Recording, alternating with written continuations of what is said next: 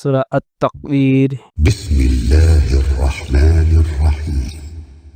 রহমান রহিম আল্লাহ তাআলার নামে।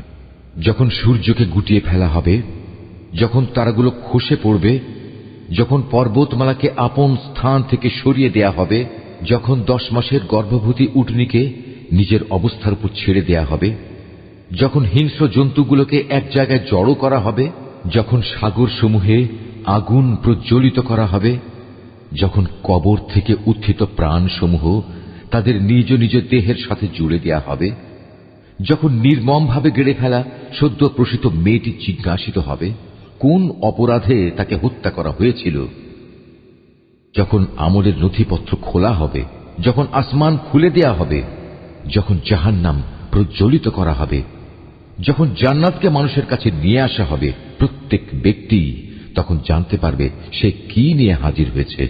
শপথ সেসব তারকাপুঞ্জের যা চলতে চলতে পেছনে সরে যায়, আবার যা অদৃশ্য হয়ে যায়। শপথ রাতের যখন তা নিঃশেষ হয়ে যায়। শপথ সকালবেলার যখন তা দিনের আলোয় নিঃশ্বাস নেয়। এ কোরআন হচ্ছে একজন সম্মানিত ও মর্যাদা সম্পন্ন বাহকের মাধ্যমে পৌঁছানো বাণী। সে বড় শক্তিশালী।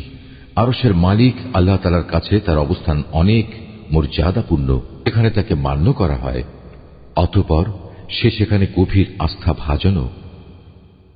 তোমাদের সাথী কিন্তু পাগল নয়, সে তাকে স্বচ্ছ দিগন্তে দেখেছে। অদৃশ্য জগতের ব্যাপারে তিনি কখনো কার্পণ্য করেন না। এটা অভিশপ্ত শয়তানের কথাও নয়।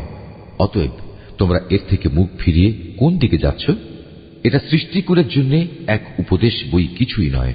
যারা সঠিক পথ ধরে চলতে চায় এটি শুধু তাদের জন্যই উপদেশ। আসলে তোমরা তো কিছুই চাইতে পারো না। হ্যাঁ, চাইতে পারেন একমাত্র আল্লাহ তাআলা, যিনি সৃষ্টিকুলের মালিক।